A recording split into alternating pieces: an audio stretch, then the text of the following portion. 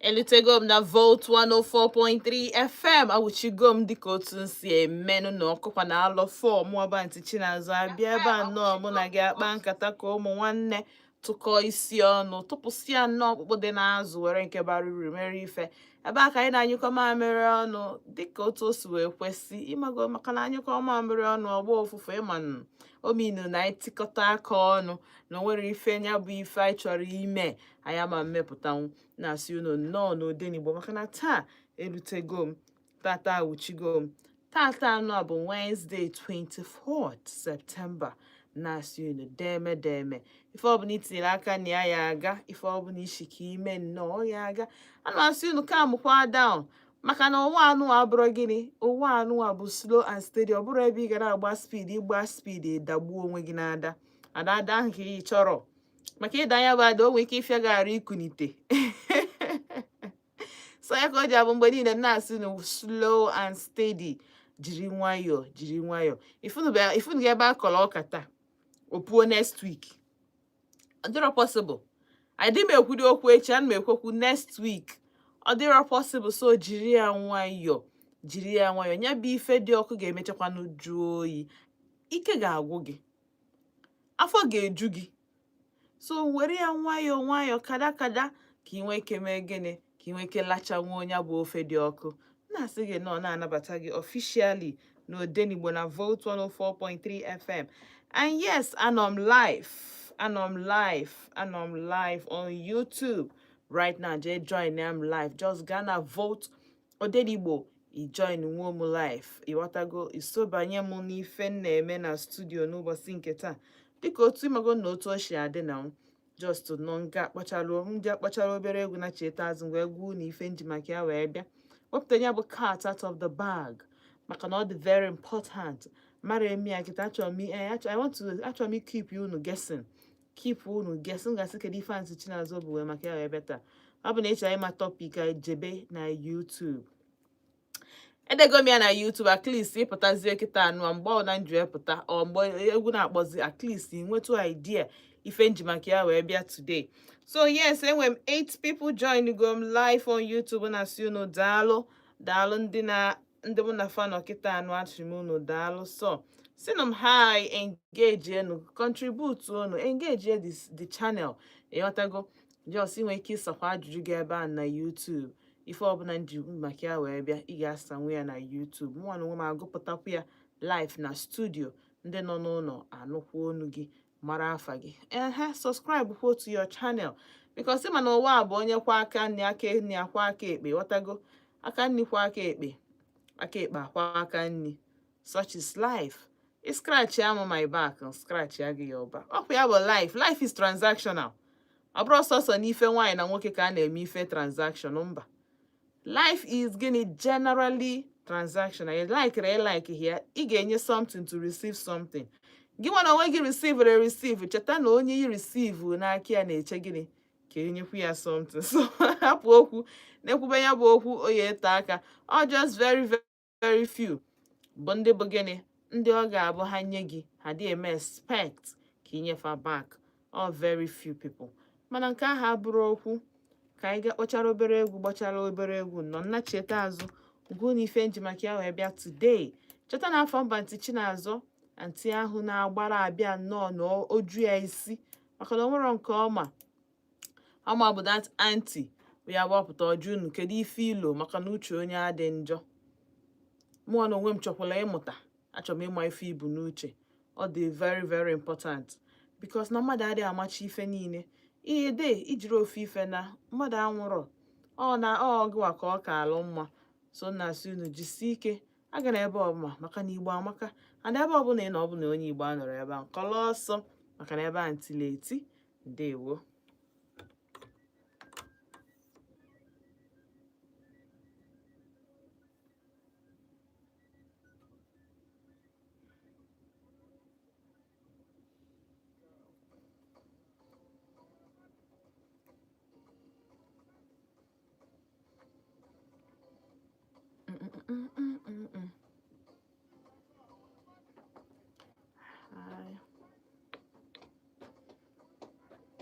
ịfụzi amụkpọnụ ụmụ onye Igbo maka na mbụ onye Igbo ihe mee Igbo amaka Igbo amaka maka na mbụ onye Igbo Igbo amaka anywhere I enter you call me onye Igbo maka na mbụ onye Igbo ihe mee Igbo amaka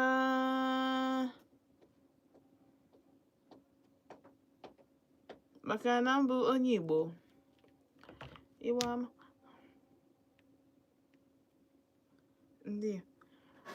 Hi guys, please subscribe to my YouTube channel. Tweet both. Hi, Mohammed Ali Chakchow. Chakchow. I don't know if I got that correctly. Chakchow. Chakchow. Anyị na-eme ife siri ike. Anyị na-eme ife karaka. Anywhere I enter we dey there. Hi. I never see beautiful people. Oh, Igbo amaka. Abụ m onye Igbo. Maka na mbụ onye Igbo ihe mee Igbo amaka Igbo amaka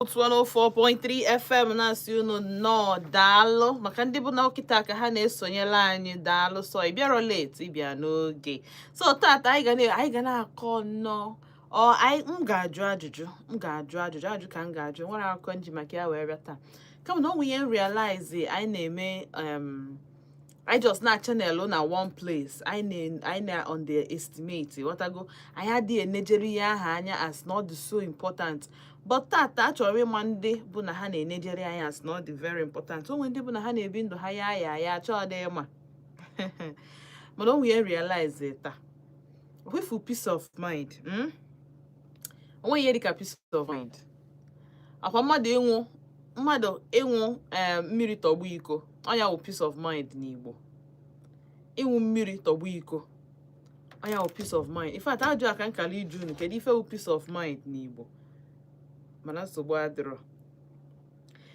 mmadụ ịnọkọta zuo ike n'ụwa ọnya bụ peace of mind mmadụ ịnọkọta zuo ike n'ụwa ọkwefụrụ ụwa anyị nọ na ya ọnya bụ peace of mind ịma maka ihe by the time you nwebe peace of mind, o nwere a lot of things you get let go. Like, o nwere a lot of things ọ ga-abụ a na-asị gị sị ha mba chere godu.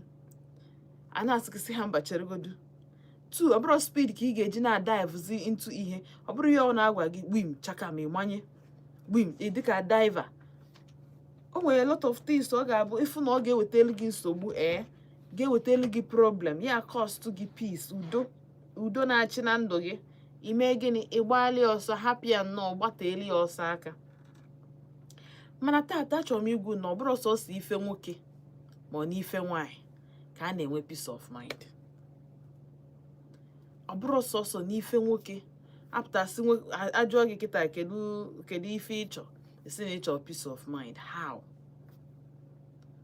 kedu ebe na ebe ịchọ ka the peace of mind si wee bịa because enwere probability ọ dị very possible na di gị ga na-enye gị peace of mind nwunye ga na-enye gị peace of mind mana ife ọzọ na-eri gị anụ arụ udo adị achị na ndụ gị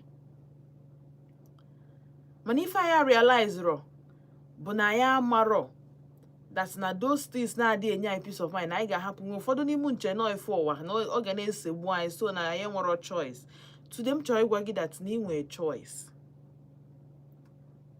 o nwere a lot of things ọ ga-agba bụ na ọ dị enye gị peace of mind ime gịnị ịgbaghalị ọsọ ama na-ejini ya maka na lack of peace a ka mmadụ ji aka nka n'ike mana mmadụ na-akpa nkata today nsị na notice na a lot of ụmụ nwoke na-agbazi afụ ọnụ white young men onye dị 25 nwere afụ ọnụ white onye dị 26 agbabago afụ ọnụ white 27 28 wee dịrị agbawago afụ ọnụ white na wonder nsị kedu ife na-emezi what is really going on ya kedu ife bụ ife afụ na-eme ka ihe na-eme na maka mụọ na onwe mbụ ntị Chinaza aghọtara ya ana m adị confused na mfu ụmụ nwoke ị na-afụ ọnụ ha anyị ga-afụrịrị ofu ntutu na-acha white na-ajụsị kedu ife na-eme ka ebe ndị a si ata ahụfụ anjụ asị na afụfụ no stress ị na-awọnda ị na-asị onye akịta ka ihe na-stress ya ịma na neighbor gị na compound gị nwere ike ị na-enye gị stress mana onye ọ ga-enye gị peace lack of peace nya ị dị enweta peace of mind na if that neighbor inwe ka obi amapụwa gị inwe ike ịnọkọtara ọgbakasịwa gị maka that your neighbor just under 1 minute o just na efu ya by gate or na efu ya na street that period ị ga-ejiwe isi anya sago gị maka na efuru onye ahụ ha ncha socha na lack of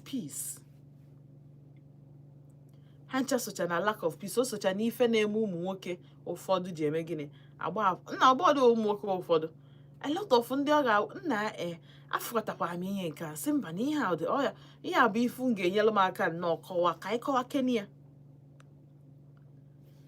apart from ife nwoke na nwaanyị ya bụ ihe di na nwunye ma enyi na enyi nwoke na enyi nwaanyị biko kedu ife ọzọ na-akpatalụ mmadụ lack of peace ka ife bụ ife afọ na-enye anyị nsogbu na eri anyị anụ arụ ihe ahụ ọ ga-abụ o mekwa na alụ ma anyị feel like this ntutu niile dị anyị na-arụ achagharịa kọlọ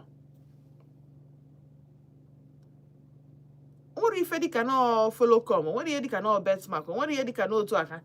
Ọ dịbụrụ otu a before. What is the hide now? Ka ife bụ na ọnya bụ ife na-akọs this afụ ọnụ white ebe ụmụ nwoke nọ. Kedu ife bụ ihe bụ na ọnya nwa na-akọs lack of peace a na-ekwu maka ya? Ka ife mere ihe eji wee fụ onye dị 30 years ọ dịka onye dị 40? Kedu ife mere ọ ga-eji wee fụ mgbesi ọ dị fụkwa n'alụ mmadụ? Ọ dị ya ọ kwadokwere o rikwelu nri ọfụma, ọ kwadokwere ọfụma na ọ ka dị ya. Because ife a niile bụ gịnị? Ihe ya amara dị attributed to peace of mind.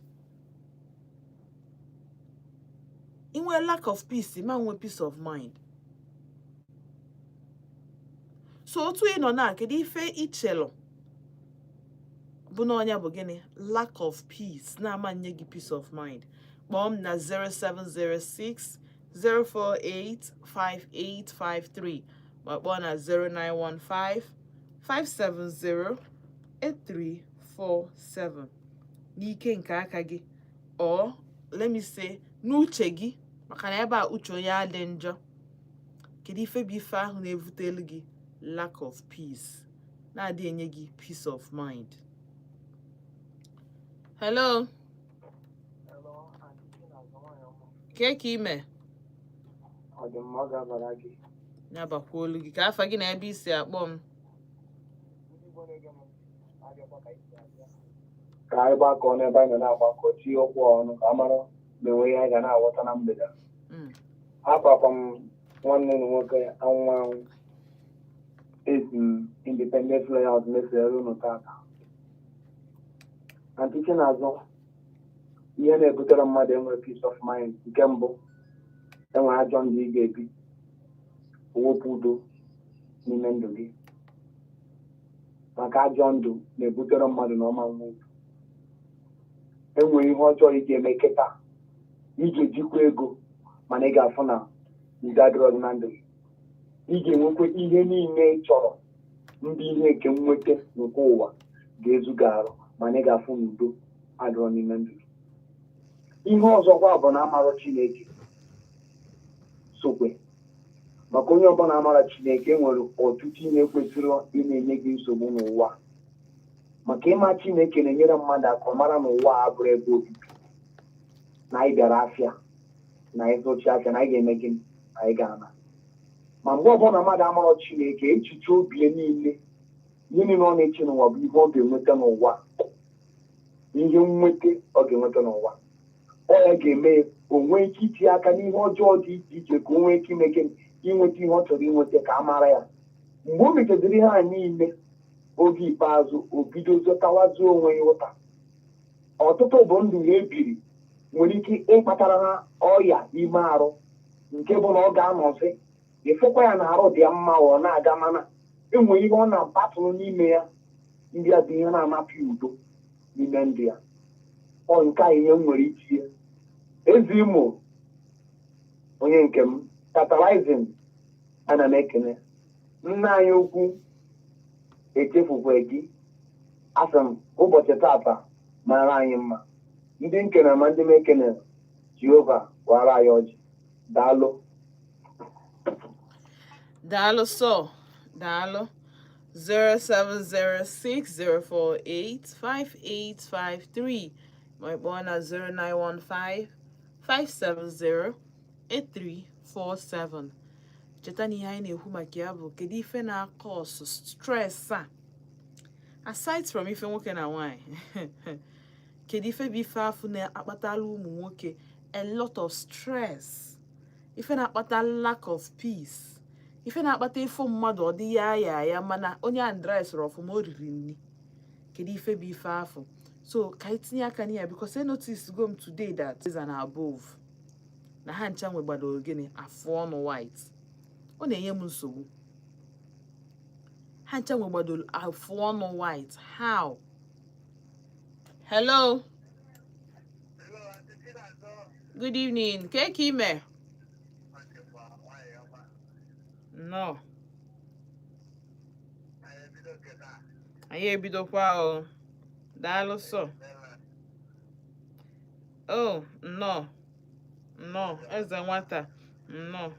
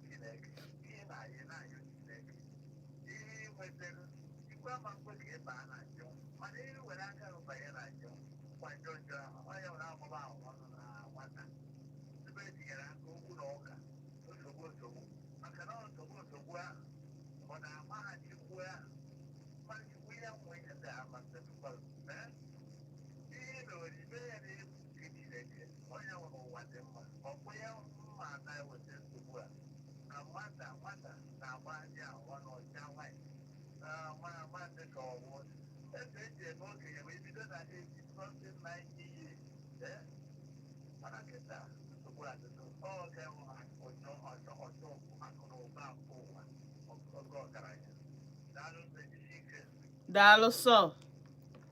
Dalo. All right. Una Nugonia 0706 048 5853. My bona 0915 570 8347. Hello. Thank you, man. Guru Chioma. Ekesi nke ebe ị na-akpọ m.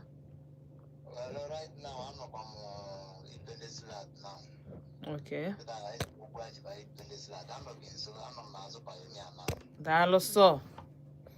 Daalụ.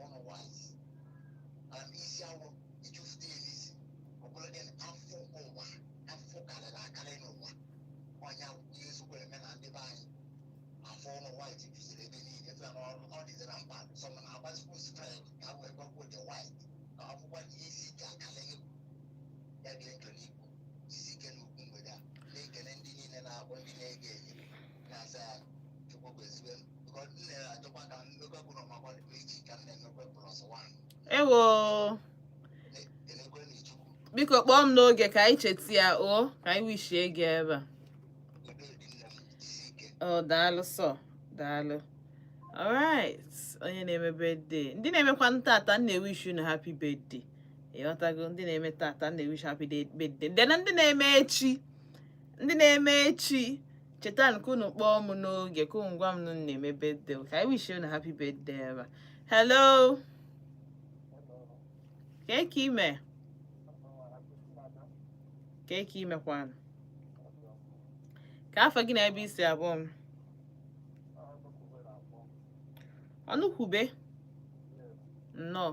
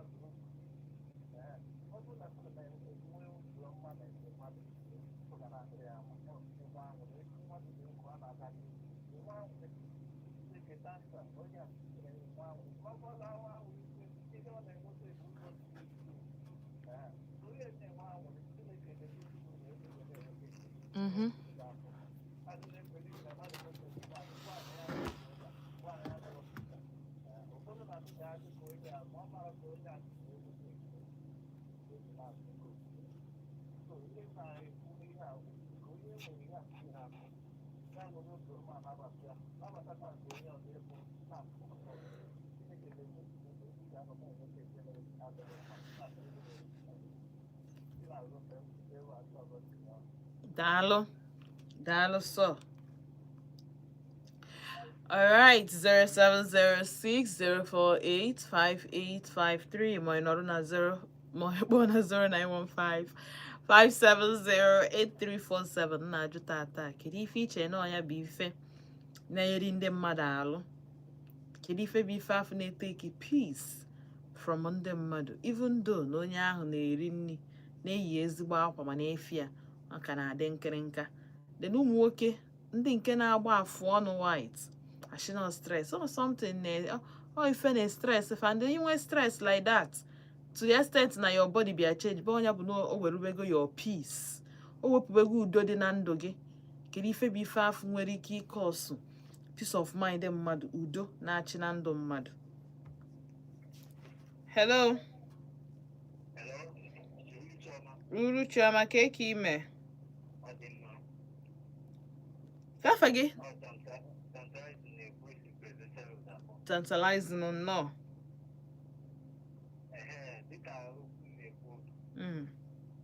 ihe na-akọsị ya bụ ọtụtụ ihe dị iche iche. Oge ụfọdụ bụ gị na mmadụ ime igwe okokoro ma ọ na-eme kọmpetishọn ime na onye ahụ na-eme na onye ahụ kwa na onye anaghị mana ịma ihe na-akụri egwu na-adịrị ọbịa ịmakọ ka o si enweta nke ihe na-emere ya chee na nsogbu gị na-adọkọ onwe ya a ga-eme gị manwụ peace of mind. Ọzọ bụ otu mmadụ si achọ ego. O nwere nwoke ị ga-esi na-achọ ego n'ike ma n'oge ụfọdụ ị na-etinye aka na-eme biznes ma na n'ọbụla iwe itinye ego gị na ya ma ọ na ị na-agba ebe gambla ọ ga-eme gị manwụ peace of mind because ego gị bụ na-enwepụta ihe ahụ icheta ya obi ga na-agba gị and ị ga na-achekwe mụ ọ na-erikwe gị ihe ruo ihe ọzọ dịkwa na ya bụ na o nwere ihe ndị mmadụ na-eme oge ụfọdụ o nwere ego na mmadụ nwere ike na-aga apụta n'ụtụtụ na kama oge rụọ ọrụ ọgbata afrịka na nke o nwete ọ na-achọ extra ma ome ike ya mee na onye ahụ ọ na-eme oge mmụta maka na ọbụrụ taa ka ihe ụwa si adị ihe na-eru oge ya mgbe ike ihu ha na ọ ga-abịarị gị mana ọ ya ji akọsi ya oge ụfọdụ abịakwa n'ọzọ nke afọ ọnụ white na ndị mmadụ na-agba afọ ọnụ white asịkwa anya ndafụ ya ekwetụdị m na afụfụ na-akọsi ya cha so ihe m kwutere na afụfụ ga-eme gị na ọ ga-eme gị taa ahụ mee gị your skin echenje ma ị na-aka nke ahụ a na-afụ ya na daive na onye a na onwebe edughị figure the sense ma na ị na-alụ ọrụ ike ya ihe a bịa enwe ike ichenji status ya mana ọ bụrụ nke na adịga onweghị ụdị ị na-ete ete udo ọzọ ma na ijigo relasa asị isi ụmụ nwaanyị jigodo relasa asị isi ha achagharịgo nwa ma afọ ọzọ ụmụ nwoke na-ajụ relasa asị isi ihe a bụ guy because ị ga-afụ eriju afọ na ọ na-esi na-apịa ma na ụmụ isi white ilekọta anyị oge ụfọdụ na-emie ya anya jiri nwere one side na-acha gold another side a na-acha white ma abịa n'afọ na ụmụ one side a na-acha gold ma ha achakọta white ihe agaghị ha na-eme ga-eme because afọ ọnụ white emehụ ya na-akatara ya n'afọ ọsọgodo gị ịma gị chọọ the hardest work n'ụwa concrete n'ihi bụ oge ịma mgba ya ọ ihe na-egosi na mmadụ bụ okenye na irugo okenye ọ eji gị ga-agwa gị ihe ahụ iru oge eji afọ ọnụ ga-achagharịwa tawota ọ na-egosi na onye abụgo okenye na ọgbagotego na ezi na onye abụ edari mma ọ na-egosi anyị mekwa anyị oge ụfọdụ na ọbọ ọzọ sọsọ ụmụ nwoke ka ọ na-eme ma nwaanyị gbagotekwe na eji isi ya na-achagharịkwa so na ọ bụghị ihe na-anaghị taka afụfụ because nwoke gbagote na eji isi ya na-achagharị oyi ụtọ ahụ ma nwaanyị gbagote na eji na ọ bụghị ụmụaka ị na-afụ ụmụ ikorobịa dịka mụta nọ na isi a na-achawa isi na ọ tara afụfụ ka onye oji ọkpa gasa ala desert ihe a bụ gaị ha na-eme adịghị eme spray n'isi na-agba nke na-ewuru ha ihe na-ewuru ha bụ ihe ahụ so na nke abụgoro nke afọ n'ọma afụfụ na ahụ adịghị onye mma na ọ na-ata ahụ ihe ma na ọ na-adọkọ onwe ya too much na ọ na-achọ ihe ụwa n'ike ọchọ nka ma n'ime ụmụ ugwu ụfọdụ ndị mmadụ na-arụ ọrụ rufee rụọ ma nke ụtụtụ rụọ ma nke abalị o nwere ma one certain time na-arụ ọrụ na kọmpin na kwesịrị ọrụ n'ụtụtụ ọ nata gazi ike olu n'abalị olu next week ọ gaa rụọ night ha na-atụgharị mana onye a ga-arụ ụtụtụ rụọ n'abalị ọrụ ụtụtụ ọrụ n'abalị wee afọ ya ọzọ rụọ n'abalị ọrụgide ihe awụ ife onye a ọ na-afụkwa the money ọ ka ndị ọzọ arụta ego mana ị na-eze ya n'ahụ efu n'ahụ ya ihe na-eri ya nri n'ahụ ọtatacha ahụ ọ bụrụ gịnị ọ na-adọkọ onwe ya maka gịnị ọ dịghị ezu ike nwe ụtaim o ji arahụ ụra nwe ụtaim ọ ga-eji nọgide na nwe anwụrị n'ọdụkọs ọ bụkọta otu nri nwa ebe na ịnọ ụta nwere onwe gị anwụrị lasta nọrụ ọbụgodị nnọọ na-awọchi nwee ihe ga na-agba gị ọchị na-abụ mgbe ọbụla iwe nọ na-adọkọ onwe onye ọ na-eme mmadụ efu na onye a ji ego na ego ji a na-akpa mana ọ dị enwe switch of land mana oge ụfọdụ na-ejere nnọọ gaa bute ike ọnwụgo nke mere n'ogbe m one certain time one small boy nnọọ dị nnọọ kpara ike ibu moto ọ na-asị gị na ọ na-apị ihe ọpịpị enye ya tas enyere ya bụ this boy ihe nye tas enye ya sia o nwere bet enyere ya sia na bet a na mgbe ọbụla ọ chọrọ ịpị kọmputa ya otu ndị ọcha na ọ ga-agba ya n'ugwu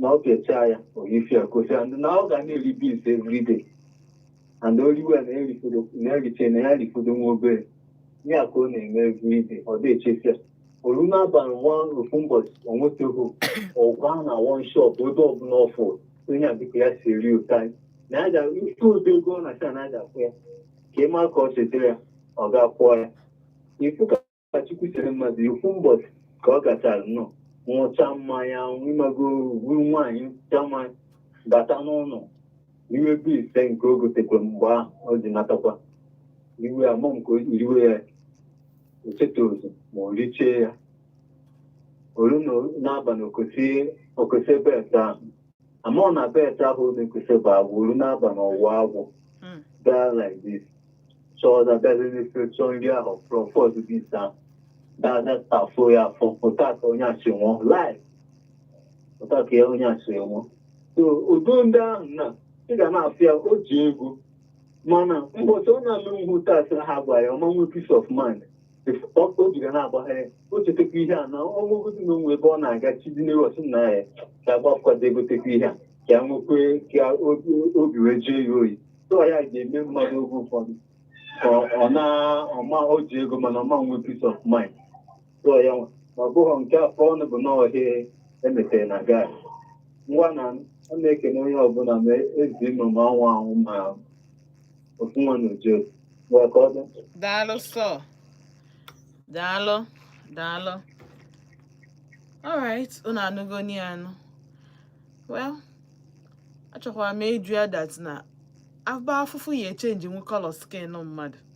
Ọ color hair ntutu ka ọ ma nchenji nwuzi. Ebe ọ bụ na color gị skin gị ga-echenji nwu na ọ bụ na ihe na-eri gị arụ. Ọ na-abụzi your hair color ka ọ ma nchenji.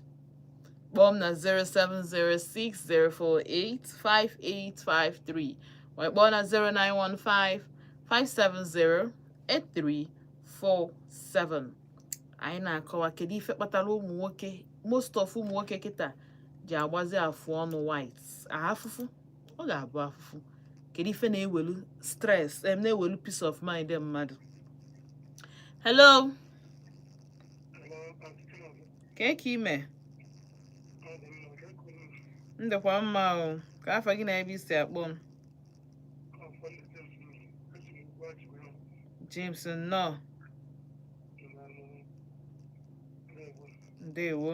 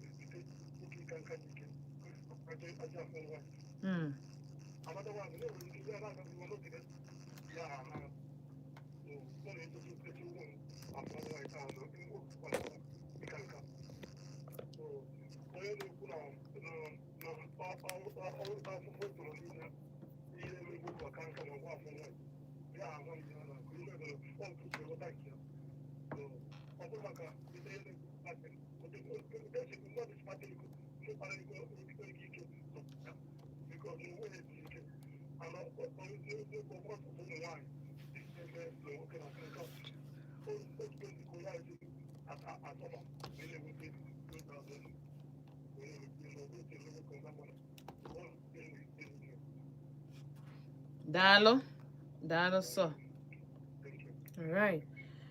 All right, 0706048583 ma kpọọ na 0915570847.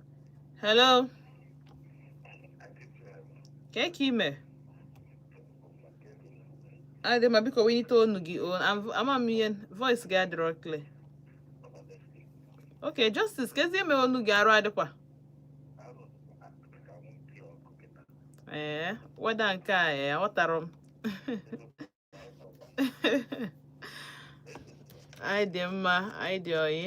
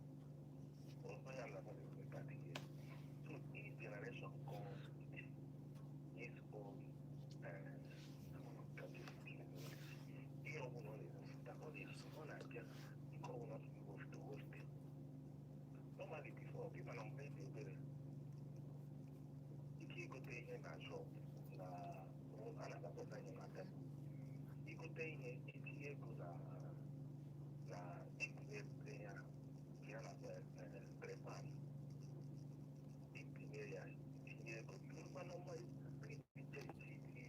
ije na adịrị nwaanyị abịa n'ụtụtụ agara m n'ime ka onye na-ere ihe ha nọ n'ime zaki ike gotewe na-ego ihe bụ ndị that was their own generation nke kịta ihe ọzọ na ngwaahịa na ego na ihe retobere enwe nke ga-afụ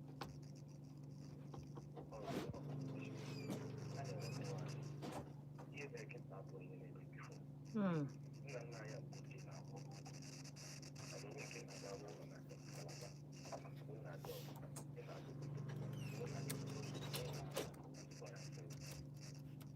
mana ha na-eji ọrụ ugbo kọpụta ala obere ụmụaka na ndị nsekịta chọrọ ịgba moto ya na akụrụmagba na ahịa moto a na-agba mgbe ahụ white bus and onye ọbụla dị mmadụ proud of it so this generation na-eme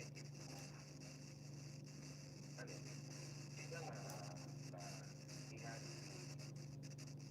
before a na-eji fertilizer akụghị mana chịta gịnị na-eme a na-eji fertilizer chemical eme ka ihe too so those things in now they hinder the progress of man no matter the environment cannot you can't have a better environment that be healthy it's not possible it's what you produce out of the environment is what you get so down God mana kita ihe niile tinyechago ọ bụrụ dị ka ọ dị mgbe ahụ ka ọ dị kịta onye nwere otuke ọ bụrụ na mmadụ na-arụ ọrụ ike ndị nna nna ya na-arụ ọrụ ike ha na-arụ famin na famin na-eke ma ụlọ ha dị ọ dị very hard ịga n'ụtụtụ ị ga-agakwa mmiri ị ga-eme nke ha nke is one of the hardest job but still you are doing it and you are happy doing it so most of the generation comes with its own products and all that product now we are in the food kipper I am kind of forget so all I have to do that I know even make it make go knows all the kind of take it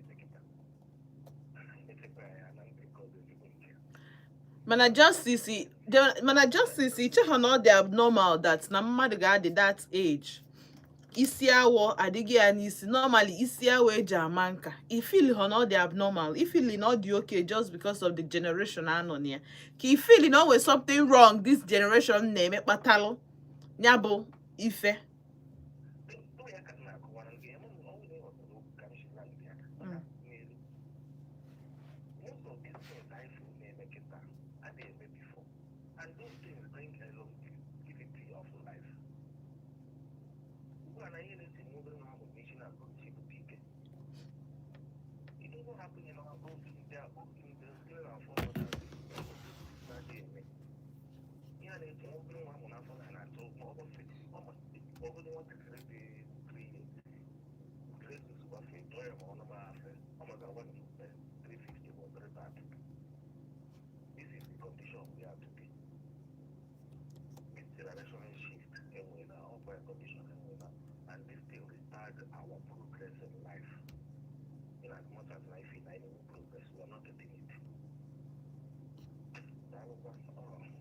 Dalo so justice Dalo.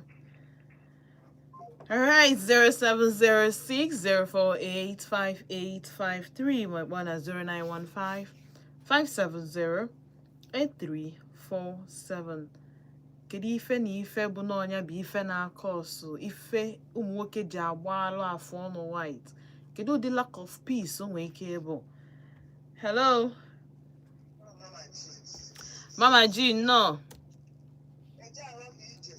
Ejana bụ ije no. Daalụ. Ka ọ gakwala ọfụma? Chai. Thank God.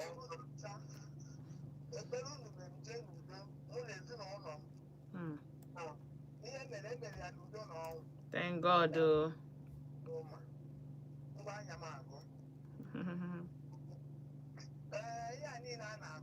ọkwata ọkụ ihe jụrụ n'ajụjụ ịsịrị kedu ihe ga-eme ka mmadụ na-ata anụ ka ihe ga-eme mmadụ na-aga oge a na-akpọwasị ya ma ọ na-enwe mwute ụlọ onwe m o nwere ike ọ bụrụ omume ndị gị na-emesa gị ma nwa gị na-emesa gị onye nebọ gị dị na na-eso ma ọ bụrụ na iji fesi na mkpesi o nwere ike imefe na-enwe mwute isi ebe akwụkwọ gị ebe ọzọ enwere ike ihe na-eme nwoke ọ na-amịkpọ nsị na-ata alụ nwere ike ọ bụrụ omume nwunye ya ma nwa ya ọnwa anya ọ kpọsara ụmụ ha na-eri nri ihe obe ha chọrọ nwunye ya dị elekọta ụgwọ akwụkwọ ụmụ ya ọ dị akwụ ya ezinụlọ nchenji nri nwa o jide 2000 ọ ga na-egote akwụkwọ nri na ịkwọta egusi ọgwụ ya anyị na-enwe ike inwe mmadụ ọ na-enwe oge nkolo akwụkwọ bụ onye gochara ihe ruo n'iru geeti ebe otu ma tomato ma azụ iru ebe a ka ọ nọ gaa ọ bụkwala ihe ga na-eme mmadụ ịta ahụ bụ elu ihe adịghị achọ abịa na nke eji o nwere ndị obodo ndị dịka ụmụnna ha ma agbụrụ ha bụ ịpụ agwọ na nwata nke ahụ ọ dịrị ezinụlọ m mgba m furu agwọ na nwata ma m kwuokwa agwọ anyị mụ maka ndị erubọd 25 ihe nwaanyị pụtawa m isi ada m nwaanyị olughọ 17 years ihe nwaanyị tụpụtawa ya n'isi mana ndị nke ọzọ ndị na oji ọkpara m nọzi 32 years mana nwaanyị apụtabeghị ya n'isi na m wee yere osi na agbụrụ nke nne ya nke awa agbụrụ akwụkwọ nwere ike mee mmadụ ọ dịka ihe kwasị ọkọ na-eme ebe ihe alụ mmadụ chọrọ nwere ike mee mmadụ ọ dụrụ ahịcha kukuo okenye mana ọ bụrụ nke agwụ onye nghọtacha ihe niile ahụ daalụ nghọta gị nọkwa n'line ikwubeghị na ya bụ nghọta fọ ndị nọ na YouTube na-asụ inu daalụ Emmanuel Sunday daalụ sọ onye jekwe Cecilia daalụ na-afụghị anyị na-afụghị hello gị na-asị gị daalụ sọ daalụ hello kedụkwanụ ndị m echekọtago m maka gị chee maka gị enu ihe asị na m akpọrọ mana nsogbu adịrị amana m ikpe ka ime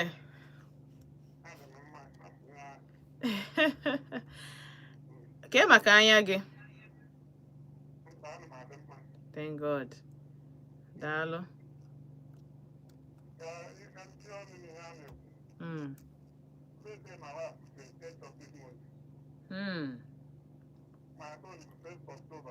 hey honorable ka ihe obi oke nsogbu adịrọ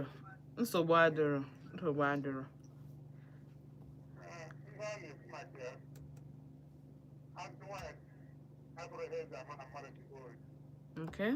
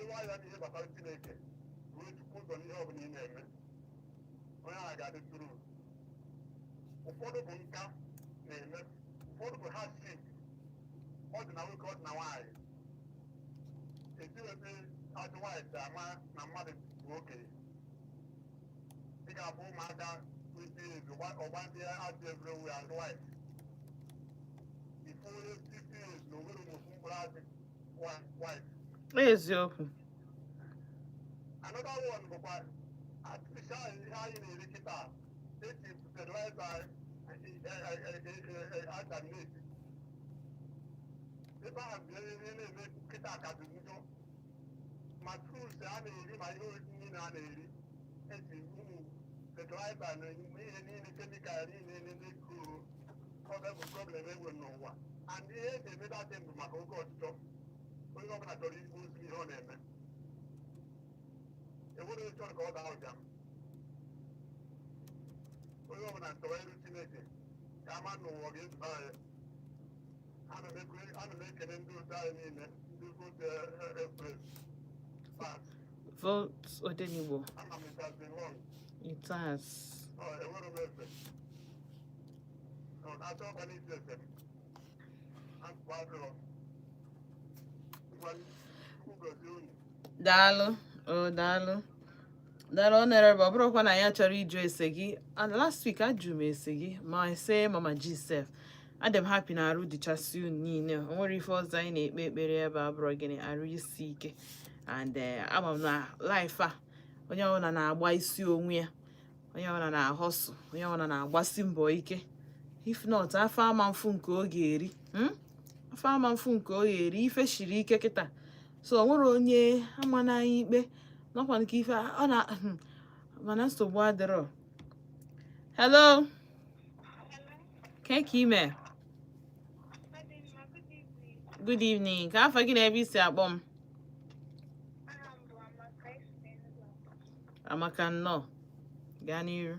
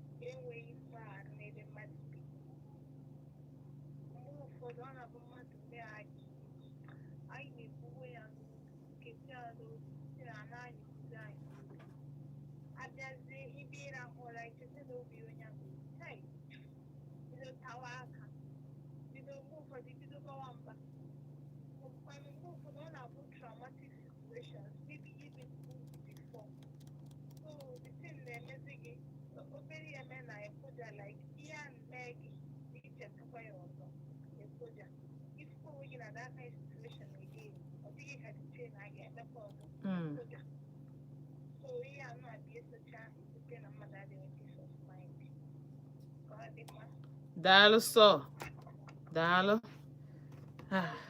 nke a bụrụ asị lack of peace of mind ọ na-anwapụ obi o nwere ihe ị ga-echeta ị na-agabiga onye ka m ji wee na-ajụ kedu ife bụ ife afọ mmadụ ga na-aga ife na ife mmadụ nwere ike imenwu onwe ya because ihe a film not self-inflict stress ya ka ya pụgonaga ahụ ya ihe iji aka kpatara onwe gị because o nwere some certain things ị kara avoid mana ị decide go na n'ụwa ka a na afụfụ a niile o nwere ụfọdụ slogan ha bụ na ezumike ofu onye nwụrụ anwụ ezumike bụ for the dead something o nwere ka esi ekwu ya na-awụ m dazi nsị unu apụtadịrị ụwa afụfụ eji afụfụ anya isi ịma ihe ị ga-eme escape afụ mee ya ọ dị very important ịma ihe ị ga-eme escape gịnị afụfụ biko mee ya ejiri afụ anya isi. Hello ka ime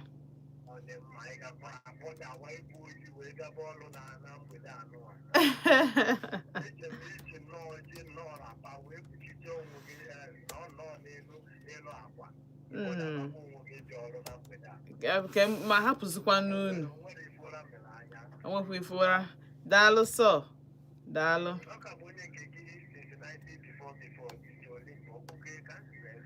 DJ Olimbo nnọọ n'Odenigbo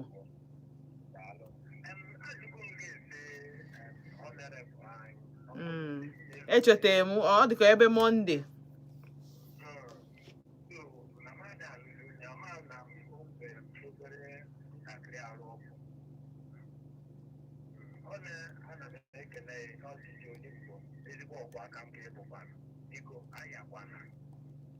Mana lotekwa na arụ ime mmadụ bụ ka anyị ji were aja Chineke mma na arụ ike nke o nyere anyị n'oge ghara ịghọtakwana ya maka na ụwa ga na-atụgharị anyị mana ife anyị na-ekwu bụ ụwa atụgharịba anyị egwu na anyị egwu oge aka ọ dị njọ na ọ ya adị mma ana m adịgịkwa ka nwanne m ibilie ka isoro anyị wee fozie ndụ n'ụwa ụwa ọ dọgakwana ihe ọ dọga Ọ tọkwalụ. maka ọjọ na anyị ga-esi ejikwa m ofere a wee na-ekele ndị otu anyị niile anwụ anwụ ọgwa aka m ka eke ime ofu nwa na otu otu ka eke ime ama ụgwa nna anyị a na-ekele gị ịgba ntataraịza anụgwụkwa oloye ụlọ ncha na-agbọ ife m na-eri ekele m ụmụ nwaanyị anyị n'oge ruo Daalụ. n'ụkwa abụ n'ọnụ ife na-eme ka mmadụ ghara enwela obi ezu ike ma mgbakasị arụ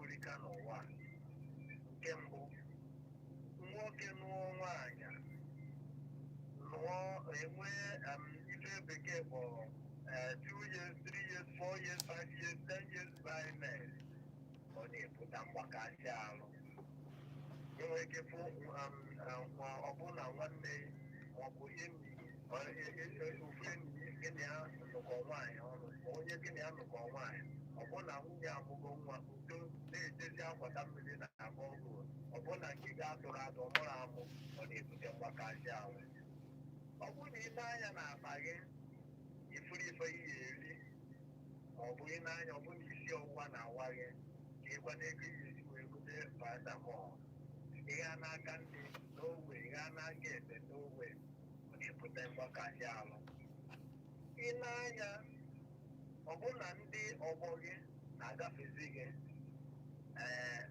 icheki ya nnọọ na ọgbọ gị na omego nka na omego nke ọnwa na ngụwa nnọkwa ọ dịzie nnọọ ka ọ bụzi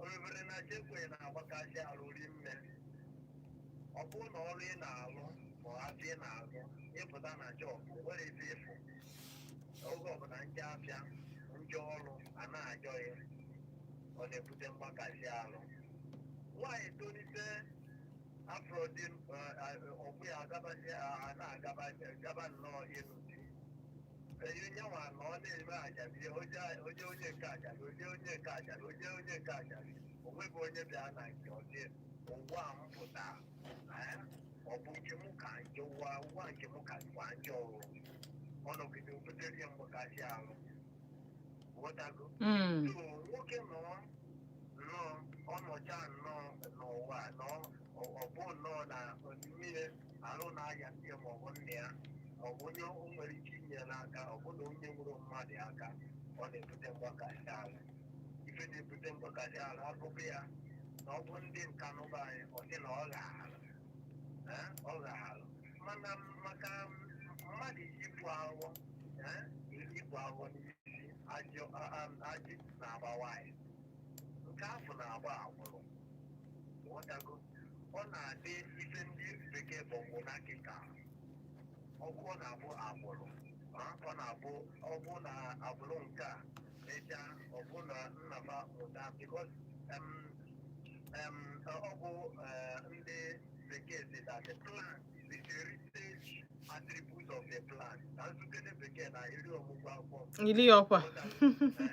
plant is the heritage attribute of a plant ife ọbụla na-amụ nwa ka osu wee dị ghọtago so na ife m na-ekwu ebe a bụ o nwere ofu nwoke na be anya na-abụ ọgọsi isi awọ ọ bụ na anya bụ nwoke na o nwere ahụ ahụ site na nwata nwa ya ụmụ ya niile nwere ya bụ awọ na nwata ma ndị alụbeghị di ma ndị fọmụ 5 years na nwunye ebidogoro ịnwe ahụ isi mana ọ bụrụ ọma mbụ isi ya niile mana ịfụwara na nwatakịrị afọ ihe afọ awọ n'ezi ya.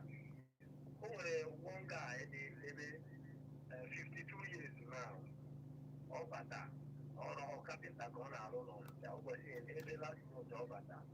Onye ọbụla na vileji nọ n'obodo na-asịzi ya kezi ka afọ gị niile na-achazi nwanyị ọdịma na otu a ka o si wee fụ ya na onye nna ikwu dịka na be anyị nwere ebe a na-akpọ ugwu mmadụ ịgụ mmadụ ugwu ka a na-akpụ ya ọsị na nwoke ahụ gụrụ ya na anyanwụ nwoke na otu a ka o si wee nwee ya mana nna agwa gị bụ ihe mụrụ na mmiri chukwu isi ya niile bụ wine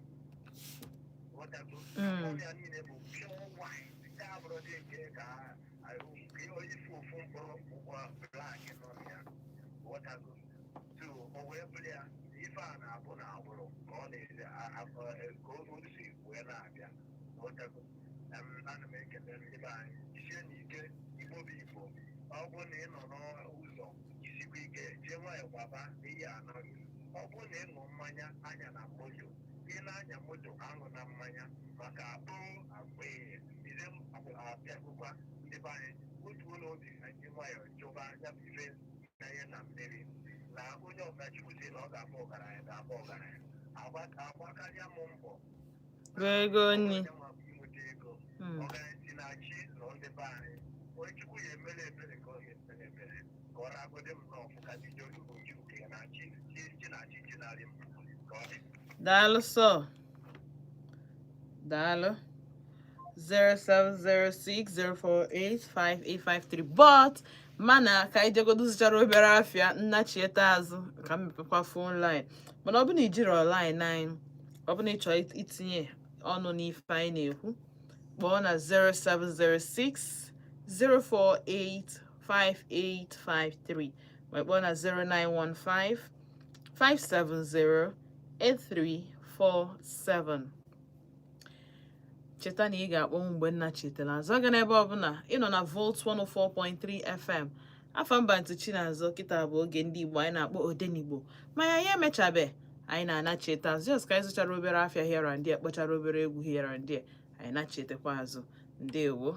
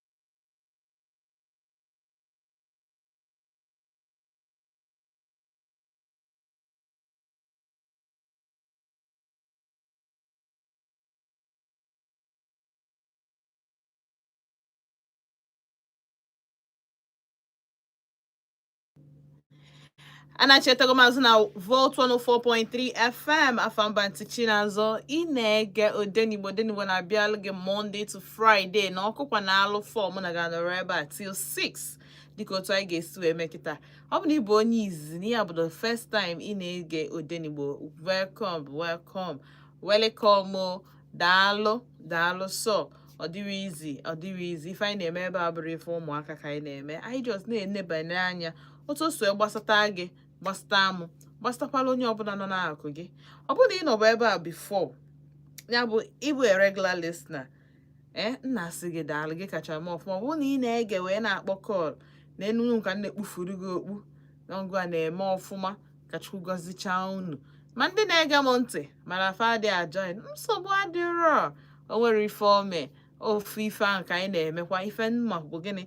Na-amụta ihe na ya everyday, every time.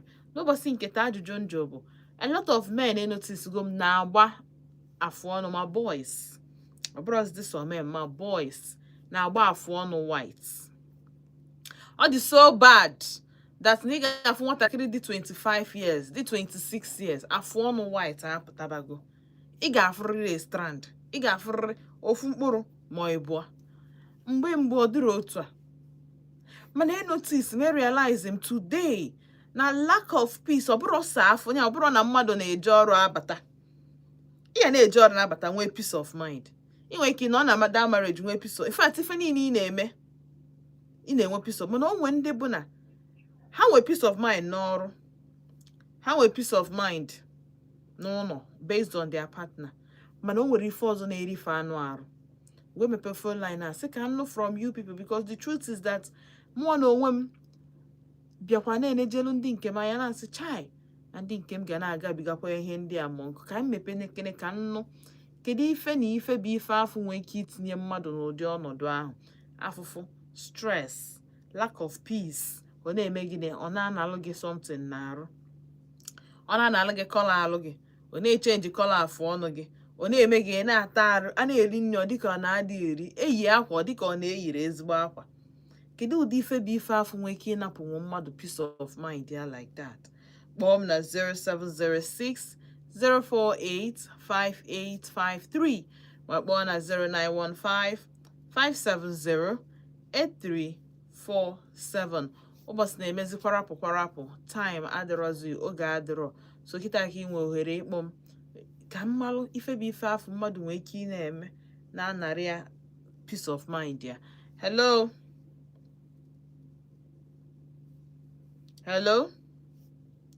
Okay, nke a bụzi network. Alright, 0706 048 5853.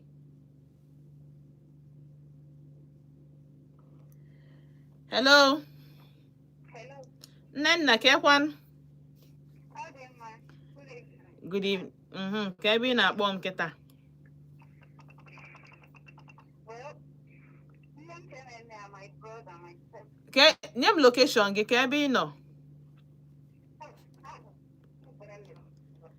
Voice gị na-ebreak kwa nke ihe na-akpati ya. Ngwa na-aga n'ihu. Okay, as for my step brother.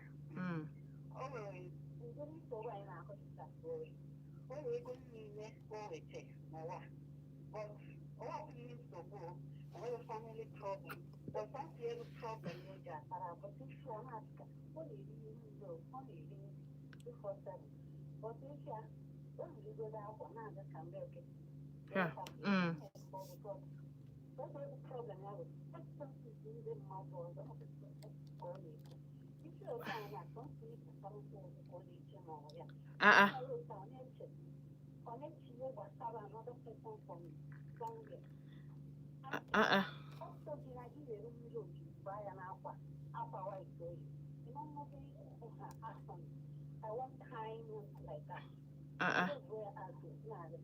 Paggy.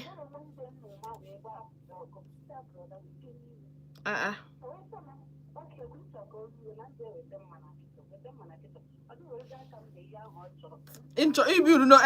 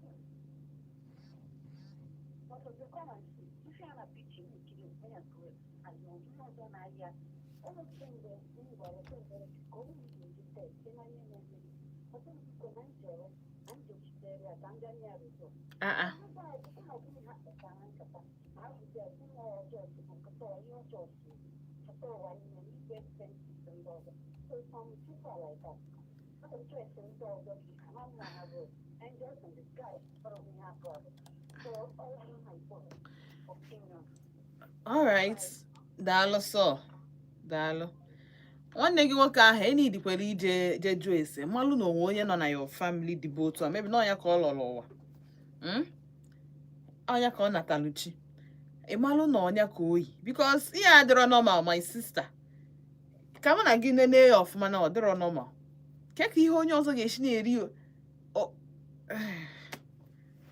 o nwaanyị ga-amechakwa nụọ nwanne gị nwoke a ga-adịkwa very very lucky. Hello. Ke ka ime wenite onu gị ka afa gị na ebe isi akpọ m. Okay, jisi ike kpọghachi m azụ na 0706 048 5853 ma kpọọ na 0915 570 8347. Hello. Afa gị bụ gịnị? Anthony. No.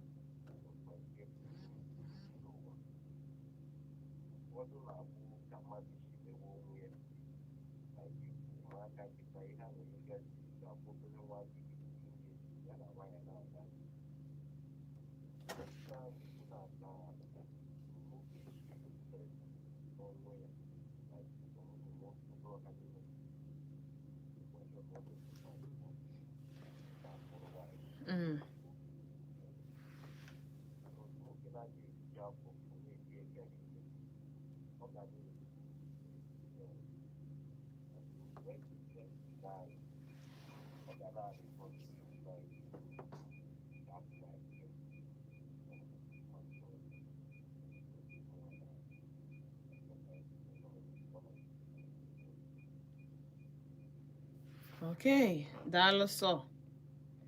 Daalụ. Okay, one last caller can pịachie ya for today 0706 048 5853 my phone at 0915 570 8347. Hello. Good evening. Ka afa gị na ebe isi akpọ m?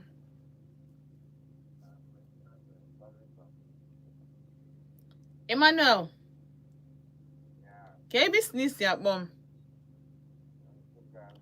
Emmanuel from Nsukka. No, gaa n'ihu.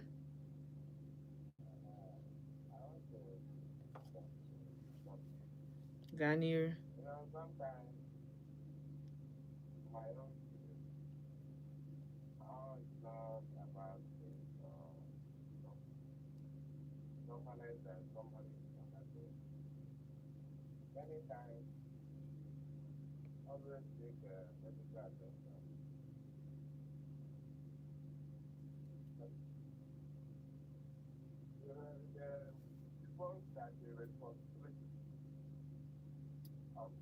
White hair or black hair.